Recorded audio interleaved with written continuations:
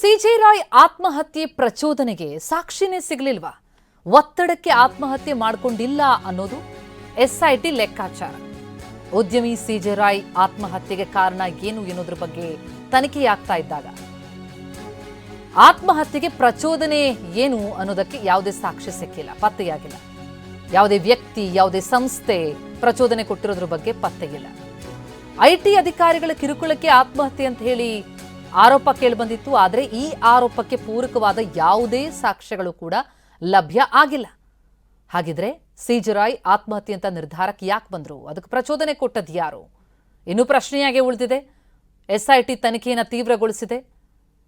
ಎಲ್ಲೂ ಕೂಡ ಯಾವುದು ಪತ್ತೆಯಾಗಿಲ್ಲ. ಅವರ ಡೈರಿಯಲ್ಲೂ ಕೂಡ ಯಾವುದೇ ಉಲ್ಲೇಖ ಆಗಿಲ್ಲ. ಯಾವುದೇ ವ್ಯಕ್ತಿ ಅಥವಾ ಯಾವುದೇ ಸಂಸ್ಥೆ ಇಂತಹದೊಂದು ದುಡುಕಿನ ನಿರ್ಧಾರಕ್ಕೆ ಸಿಜೆ ರಾಯ್ಗೆ ಪ್ರಚೋದನೆ ಕೊಟ್ಟದ್ರ ಬಗ್ಗೆ ಸಾಕ್ಷಿಯಾಗಿ ಏನೂ ಸಿಗ್ತಾ ಇಲ್ಲ.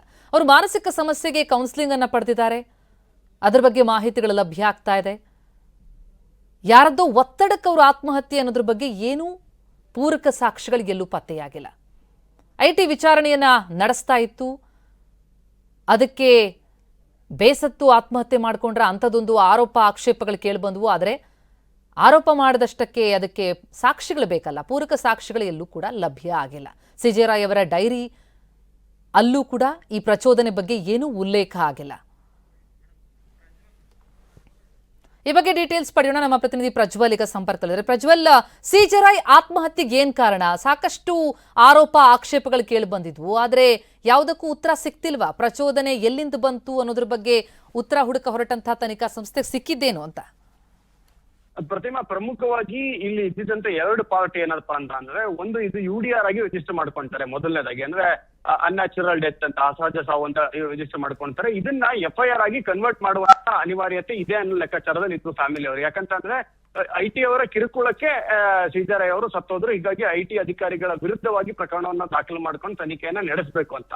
ಆದ್ರೆ ಈ ರೀತಿಯಾಗಿ ಐಟಿ ಅವರ ವಿರುದ್ಧವಾಗಿ ಪ್ರಕರಣವನ್ನ ದಾಖಲು ಮಾಡ್ಕೊಂಡು ತನಿಖೆಯನ್ನ ನಡೆಸಬೇಕು ಅಂತ ಅಂದ್ರೆ ಐಟಿ ಅಧಿಕಾರಿಗಳು ಇವರ ಸಾವಿಗೆ ಪ್ರಚೋದನೆಯನ್ನ ಕೊಟ್ಟಿದ್ದಾರೆ ಅನ್ನೋ ನಿಟ್ಟಿನಲ್ಲಿ ಒಂದಷ್ಟು ಸಾಕ್ಷ್ಯಾಧಾರಗಳು ಬೇಕಾಗ್ತದೆ ಪೊಲೀಸರಿಗೆ. ಈ ನಿಟ್ಟಿನಲ್ಲಿ ಹೋದಂತ ಸಂದರ್ಭದಲ್ಲಿ ಯಾವುದೇ ರೀತಿಯಾದಂತ ಸಾಕ್ಷ್ಯಾಧಾರಗಳು ಸಿಕ್ಕಿಲ್ಲ. ಯಾಕಂದ್ರೆ ಪ್ರಮುಖವಾಗಿ ಪ್ರಚೋದನೆ ಅಂತ ಅಂದ್ರೆ ಯಾವ ರೀತಿ ಆಗುತ್ತೆ ಅಂತ ಅಂದ್ರೆ, ಆ ದಿನನೇ ಈ ಸಿಜೆ ರಾಯ್ ಅವರು ಏನ್ ಆತ್ಮಹತ್ಯೆಯನ್ನ ಮಾಡ್ಕೊಂಡ್ರು ಆ ದಿನನೇ ಐಟಿ ಅಧಿಕಾರಿಗಳು ಮತ್ತೆ ಸಿಜೆ ರಾಯ್ ನಡುವೆ ಕ್ಲಾಶಸ್ ಆಗಿ ಅವರಿಗೆ ಅಲ್ಲಿ ಅವ್ರನ್ನ ಒಂದಷ್ಟು ಕ್ವಶನರಿಗಳನ್ನ ಮಾಡಿ ಅಥವಾ ಯಾವುದೋ ಒಂದು ವಿಚಾರವನ್ನ ಒಪ್ಕೋಬೇಕು ಅನ್ನೋ ರೀತಿಯಲ್ಲಿ ಬಲವಂತ ಮಾಡಿದ್ರು. ಅದಕ್ಕೋಸ್ಕರನೇ ಸಾವನ್ನಪ್ಪಿದ್ರು. ಆದ್ರೆ ಅಬೆಟ್ಮೆಂಟ್ ಟು ಸೂಸೈಡ್ ಆಕ್ಟ್ ಅನ್ನ ಹಾಕೊಳ್ಬಹುದು. ಆದ್ರೆ ಇಲ್ಲಿ ಆ ರೀತಿಯಾದಂತ ಪ್ರಸಂಗಗಳೇ ಎದುರಾಗಿಲ್ಲ. ಯಾಕಂತಂದ್ರೆ ಆತ ಸೂಸೈಡ್ ಮಾಡ್ಕೊಂಡಂತ ದಿನದಲ್ಲಿ ಸಿಜೆ ರಾಯ್ ಅವರನ್ನ ಐಟಿ ಅಧಿಕಾರಿಗಳು ವಿಚಾರಣೆಗೆ ಒಳಪಡಿಸಿರಲಿಲ್ಲ. ಹೀಗಾಗಿ ಆ ಅಬೆಟ್ಮೆಂಟ್ ಟು ಸೂಸೈಡ್ ಅನ್ನ ತರಲಿಕ್ಕೆ ಜೊತೆಗೆ ಈ ಹಿಂದೆನೆ ಅವರು ಸಾಕಷ್ಟು ಬಾರಿ ವಿಚಾರಣೆಗೆ ಎದುರಿಸಿರೋದ್ರಿಂದ ಅಬೆಟ್ಮೆಂಟ್ ಟು ಸೂಸೈಡ್ ಅನ್ನ ತರಕಾಗ್ತಿಲ್ಲ. ಮತ್ತೆ ಅವರ ಫೈನಾನ್ಷಿಯಲ್ ಡಿಸ್ಪ್ಯೂಟ್ ಗಳೇನಿತ್ತು ಮತ್ತೆ ಅವರ ಮಾನಸಿಕ ಒತ್ತಡ ಏನಿತ್ತು ಇದ್ರ ಬಗ್ಗೆ ಕೂಡ ತನಿಖೆಯನ್ನ ಮಾಡ್ತಾರೆ.